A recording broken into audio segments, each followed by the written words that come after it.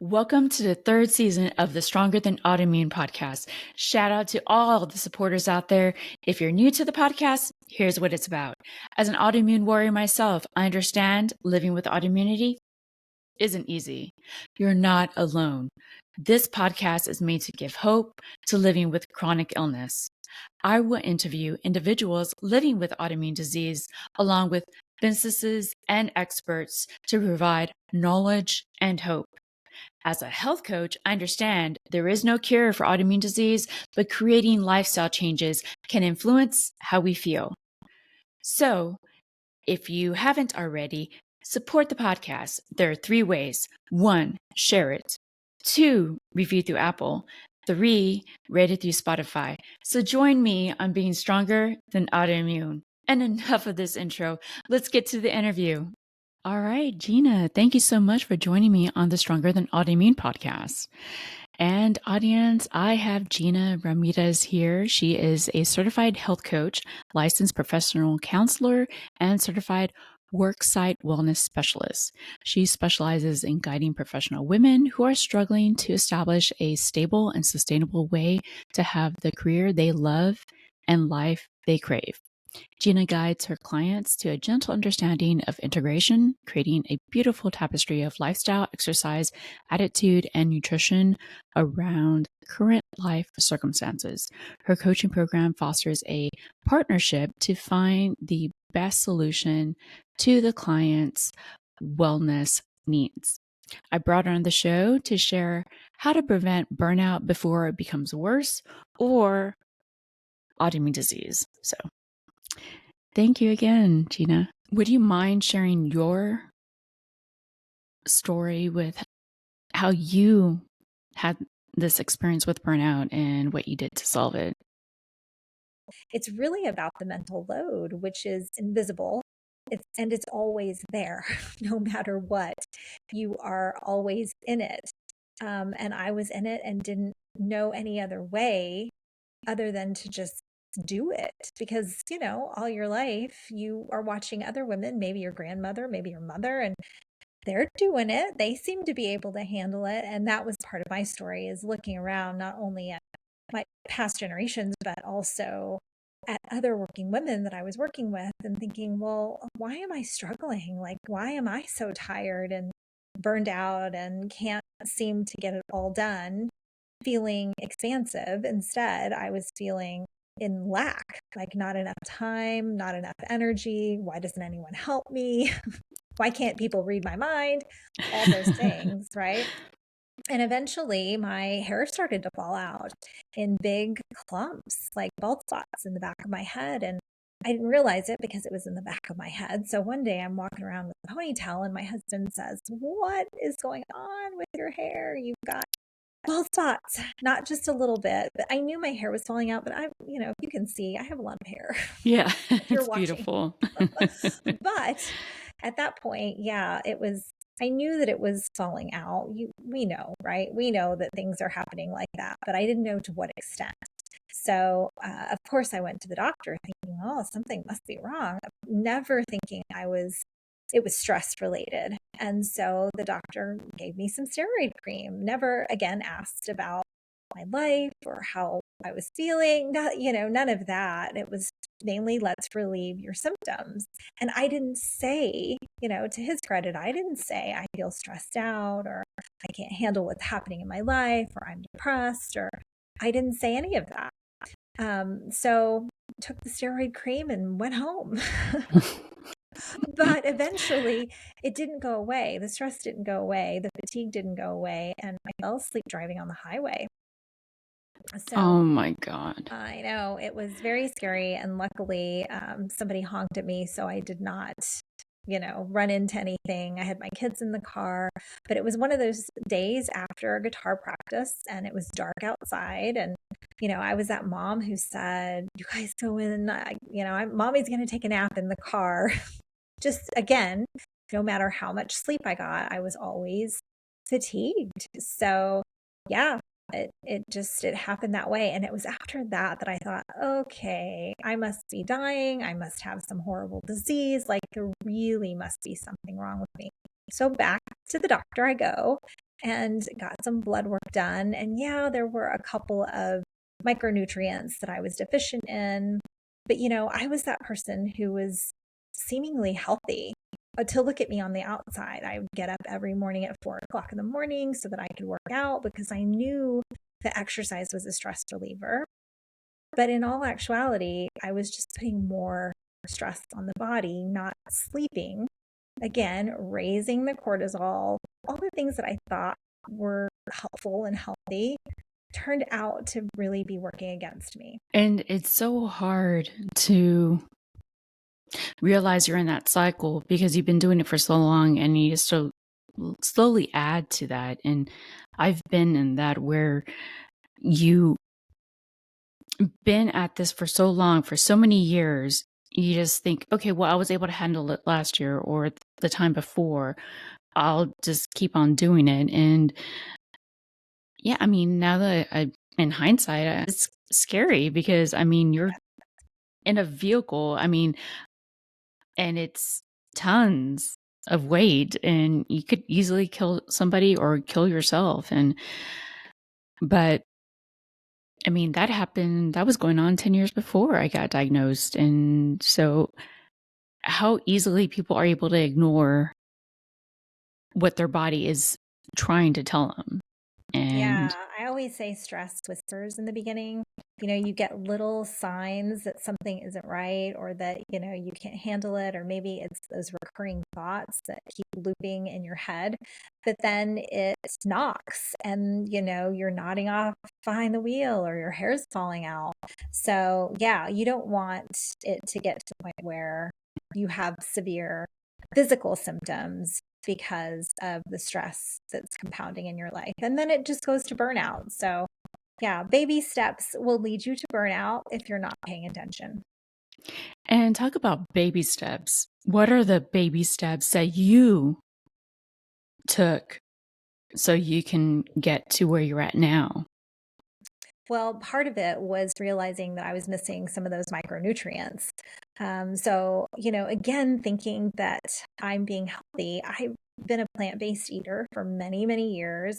So I felt like I was doing all the things to stay healthy as far as, getting up early and working out and then being a plant based eater. But what I didn't realize that because I was so depleted, I was depleting myself of minerals and vitamins and things that I actually needed. So I started there. And then also realizing the connection between food and mood and, what my body actually was craving was rest. And I just had to have some crucial conversations with the people in my life to say, hey, I need some help, it's really hard, I think, as working women, especially, to do that. And I think it goes back to that idea of pride and that we can do all the things. And we have been doing all the things, like you said, for years and years. And people look at you and they think, oh, well, she can handle that. Here's one more thing. Mm-hmm. Or, you can be, of course, you can be a mother and a working mom, but do you need to be 100% at both things 100% of the time? People ask me all the time, well, can't I have both? Well, absolutely. But at 100% going, 90 miles an hour all the time on both sides, it won't last long. Yeah. Yeah. And I mean, if you, I just started thinking about this while you were talking that you were mentioning, I mean, we're working moms, right? And this didn't happen, years ago. I mean, we grew up in communal communities. I mean, that's what communities were. They were a communal way of living. And so when somebody had a child, it wasn't only the mom or only the dad taking care of the child. I mean, they lived in these tight knit communities where everybody kind of helped each other with everything. So no man or no person or no household was an island. And that's another thing I see going on now, that nobody really wants to ask for help. Or yeah, we have daycare, and yeah, some people have grandparents, but then we're not really getting that help that we really do need, or think, oh, I don't want to burden them, but that's not how we became a strong species. We can't do it Yeah, alone. exactly. Exactly. We're very individualized now, and it's just become that way. And I think asking for help isn't the thing to do. We just don't want to do it. And why not? I don't know, but it would relieve a lot of pressure. And I think part of it is just setting expectations in your household, and starting there. If nothing else, who else is in your household that can help you? That's, I Mm-hmm. think, the first place to look. And then the second place I think to look is outside of what can I delegate? Just because you can doesn't mean you should. And so if I can get help to clean my house or to do yard work or whatever that looks like, where can I delegate some of my responsibilities, to somebody else, even if that means paying somebody else to do that. I don't think Yeah. there's any shame in that. Or, people will say, well, I don't want to spend my money on that. Well, you're spending your money on something. Mm-hmm. So, what's the priority? I think part of it, we need to be putting ourselves as priority, right? Yeah, for sure. And I think that that's the habit that with anybody, I mean, yeah, we see a lot with women, but men could be the same way, where they Mhm. put everybody before them. And I think it's more of a personality type of mindset. I mean, you as a therapist, did you do you see commonalities with this type of behavior? I don't know if there's exactly commonalities. I do think it's part of the personality, though. Like you were saying, some people just want to take it all on, man or woman. You have this go go go attitude, and you want to do well. That's the other trait that I think I see most often. Again, man or woman, is that we want to give 100%, and we're giving, giving, giving, whether that's to our job or to the people in our household. And again, it's that mental load that is always there, and that's invisible. People can't see what's going on between your ears. That's why they call it the mental load. So it's not only all the doing, doing, doing that we have to accomplish, whether that's with our career and work projects, but it's also the planning and organizing and remembering all the things. Did I put that on the grocery list? Did I make the vet appointment? Who has to go to soccer practice tonight? Like, it's just all the little details. But then not only that, it's the emotional temperature of the room. I think for a lot of us, we're very cued into that, of the emotional temperature of everybody else around us. And Mm, so we're picking up on, oh, are they okay? Like, let me tune into that and see what I can do to help there. So this is all related again toward that mental load and not giving ourselves what we need because we're giving, giving, giving. yeah, yeah. And talk about this. What do you call it? Emotional, where you could sense other people's Yeah, the emotional temperature of the room. temperature. Yes, emotional Yes. temperature. Brain fog. Yeah. And not everybody has that. I mean, it's more of a like a social or emotional intelligence. Is that what you would call it? Yeah, partly emotional intelligence, sure, being able to sense that for other people and for yourself, recognizing when people are giving you cues that things aren't right. I see it a lot with children, parents and children, man and woman. I mean, both, I think do this. But again, it's about giving out your energy to bring down the emotional temperature of the room. So if, somebody's having a temper tantrum or not having a great day, whether that's your partner or your child, that you feel some kind of responsibility to then do something about that, right? Whether that's you're there physically or, you're having a conversation. It's taxing on us too. It's like, when do we step back and who's doing that for you? Yeah. It's that almost empathy, but I've never heard of it the way you put it, being able to sense the temperature. And I think for me, sometimes maybe I read into it too much, but it's probably just me. But, I mean, it really weighs you down. I mean, Yeah. the more you start thinking about these things, I'm like, well, who else? I mean, who else does that? Yeah, the highly sensitive person. That's the other term that is typically used with that, There you go. a highly sensitive person. And we feel everything at like a higher level, which again is going to release cortisol on our Hmm. end.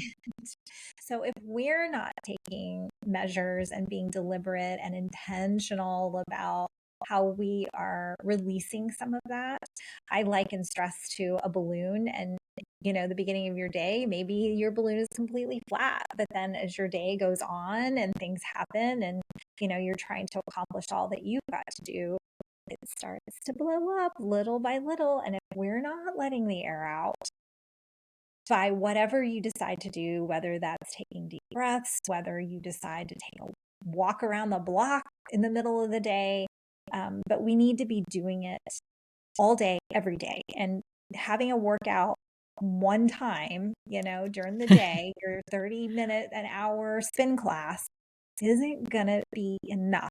It'll be something, but you'll see it's not going to be enough. Yeah. Yeah. And I mean, that's how I met you. I met you and you were able to say, we need to do these deep breathing exercises as soon as we start to feel any buildup, and it's not just like you said, one time in the morning and one time in the evening. It's, before we check that email in the morning, maybe do a breathing exercise. Would you mind demonstrating? I mean, for our audience? Yeah, no problem. I think a lot of times we're sitting, so we do a lot of chest breathing, which is just, upper chest breathing. But when I'm talking about breathing, I'm talking about diaphragmatic breathing. So it's from the belly, and that's the belly meaning from your lower rib cage, the very bottom rib down below, like seriously your belly. So when you take a deep breath in, you feel your belly expand. And then when you take a deep breath out, you feel it come back in. So that's what I mean by deep belly breaths, is really engaging your core, engaging that diaphragm. And it's exercising. You're exercising your lungs, you're exercising the diaphragm, which is just going to help you get more oxygen to the brain. And again, help you to relieve and release some of that stress that's built up, the tension in your shoulders.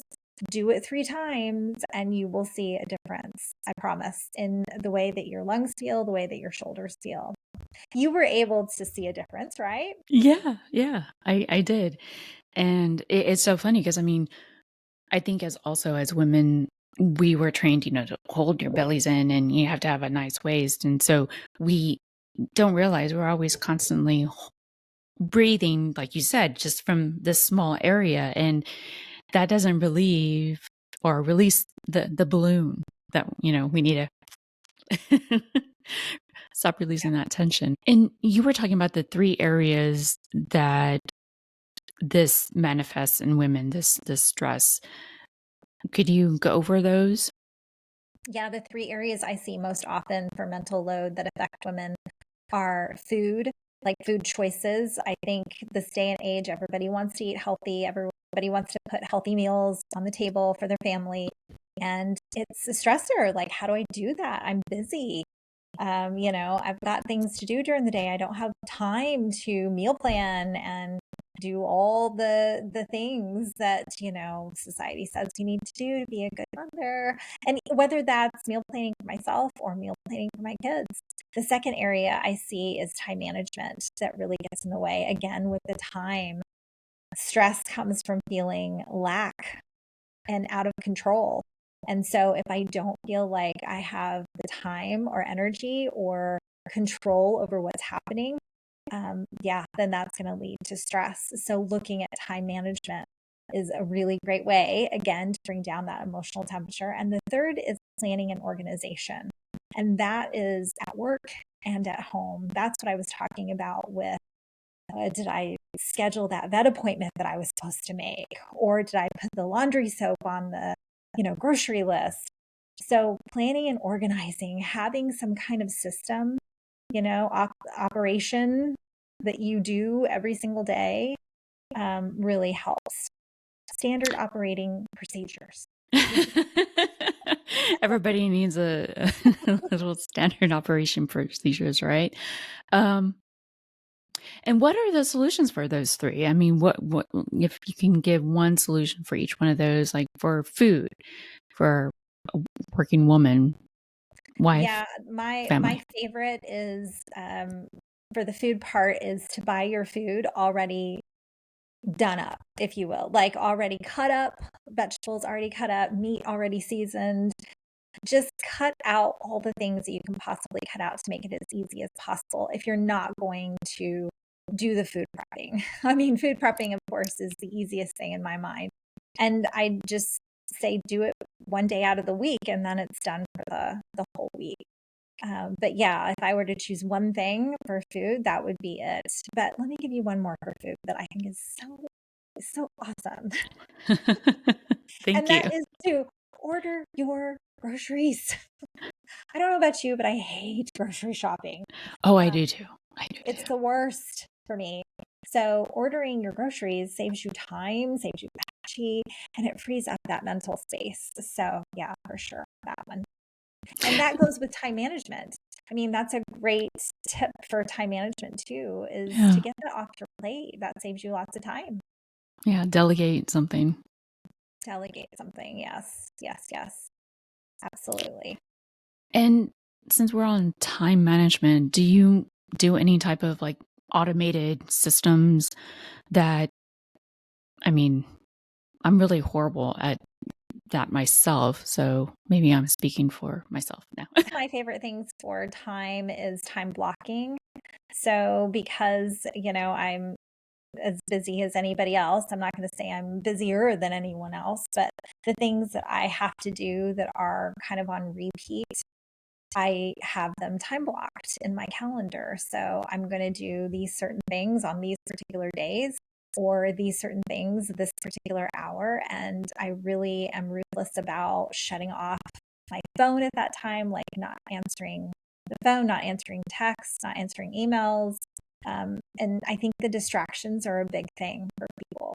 We've got squirrel, squirrel, squirrel, everything is pulling at us that it makes it really hard when we've got the phone close by to focus. And it makes things easier, like you said. Yeah, since everything that if you have routine things, you already know you're going to have to focus on that particular thing. So it makes it automatic. Oh, and the last thing you said, organization and planning. Any tools or tips for that? Yeah, I think it goes back to when my kids were really little, and I don't remember which cartoon this was or show. Maybe it was Dora the Explorer. I don't know. But everything should have a place and everything in its place. I don't know. Maybe, do you remember what cartoon that was from? I don't. I don't. I just Have remember you heard that? Yes. Okay. Yeah, Yes. I think everything should have a place and it should have a home. And so we're so quick to like make piles of things, but that serves no one. So planning and organizing, we need to have some sort of system. Again, with that standard operating procedures, we need to have some sort of system that works for you, whatever that is for you, So yeah. Yeah. Thank you. Thank you for sharing. And we talked about helping relieve anxiety and stress during the day. Any actionable items that you think would, besides the breathing, that can help relieve some of that burnout that people are so geared towards? Yeah, I guess it depends on what's causing the most stress in your life, but I also feel like we lose touch with our purpose and what's really important to us, and getting clarity around that, I think relieves a lot of stress because, again, when you know what's important to you and you can live in that space, you will have less stress. I mean, it's just science that when we're living in our values, we're going to be less stressed. And finding the clarity in that is the trick. But I would say that's a huge one, to be able to do that and then be ruthless about weeding everything else out, because everything looks good. We're choosing between a good and a good instead of a good and a bad. And that is confusing, quite frankly. It's confusing. And then we do it to our kids, right? We want them in everything, and it looks good to, be diversified even when you're 5 years old. It makes no sense, right? They don't get quiet time or alone time, or because they're constantly going. And so we're perpetuating the cycle of busy, busy, busy, when it's not necessary. I just don't feel like it's necessary. So taking a step back and thinking, okay, what's really important to me? And am I living that way right now? What can I weed out of my life that I don't need to create space for creativity and expansion and me, myself? Yeah. And you're going to actually have a workshop and talking about all of this and how to actually learn what your values are. Can you talk about that a little bit more? Yeah, it's a 3-day workshop. It's called A Woman's Guide to Intentional Living. And the first day is all about stress. So we are going to be talking about the big lie and this idea of not being good enough and getting clarity around your values, and learning. The second day is learning the daily deposit framework, which is my framework for living a good, intentional life where you're really putting yourself first, and how to do that in very practical terms that is not overwhelming, because that's the thing, right? We're already busy. We don't need a 10-step system of how do I now not be stressed. No, we don't need that. So it's very actionable. And the third day is all about casting vision for your future. So now that you've created a little space for yourself where, you can breathe, take that delicious exhale when we are, in the space of expansion and feeling good about ourselves, that we can then cast vision for our future. Because what I know to be true is that when you are in emergency mode and your nervous system is in emergency mode, you cannot see your future at that point. You cannot be higher level thinking, because your body's trying to keep you safe. And Yeah. that's what it's meant to do. Thank you for having such a great workshop, because some people don't know where to begin. I mean, and you talk about this decluttering on your blog. And what's so important about decluttering not only your mental life, but like you said, the life around you? I mean, your environment. What does that do for somebody? I think that's part of de-stressing as well. Stress management is, again, everything has a place and everything should be in its place. And part of clutter means nothing's in its place. Maybe you've got lots of things. But yeah, creating that space for curiosity and breathing and abundance, it's whether you're talking mentally or in your physical space. When it's cluttered and there's too much going on there, we don't have the mental capacity. We just don't. We're full. We're full up, whether it's our closet or between our ears. Yeah. Yeah. And is there anything that you want to, this is a bad word, I was going to stress on, but not stress on, but expand on. That's a bad word for what we're talking about.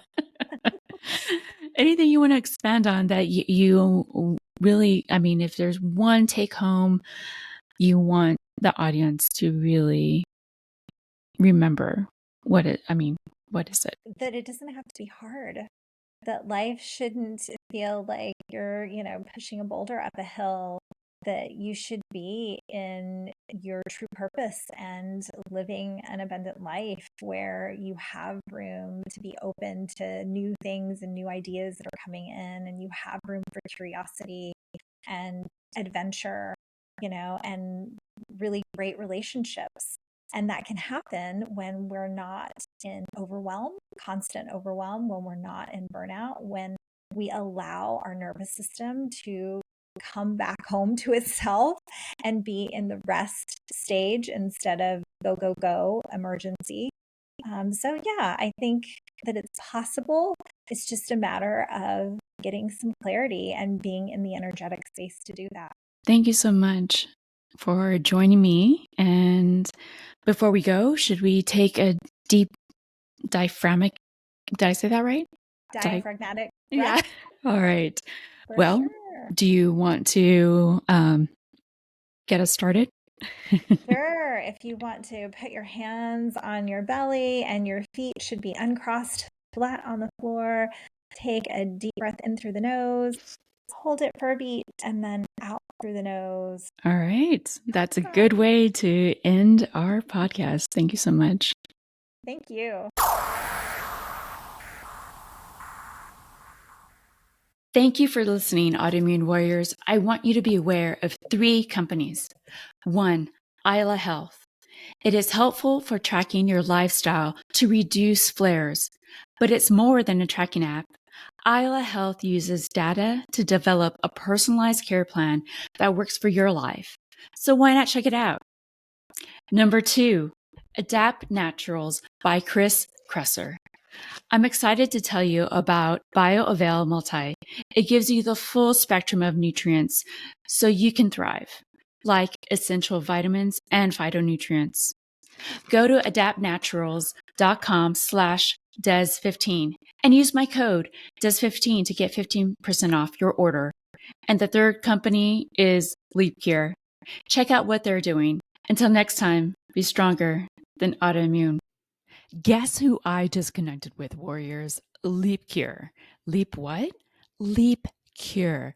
Leap Cure connects patients with clinical trials to make research more equitable and efficient. Listen to their latest clinical trial. If you've been diagnosed with thyroid eye disease and are seeking potential new treatment options, you might be interested in the LIDS clinical trial. If you're 18 and over, have a diagnosis of Graves' disease or Hashimoto's, and are interested in potentially participating in research, you can fill out a short questionnaire at lpcur.com/TED. You'll be connected with someone on the team to determine whether it might be a good fit for you. Check your eligibility and learn more at lpcur.com/TED.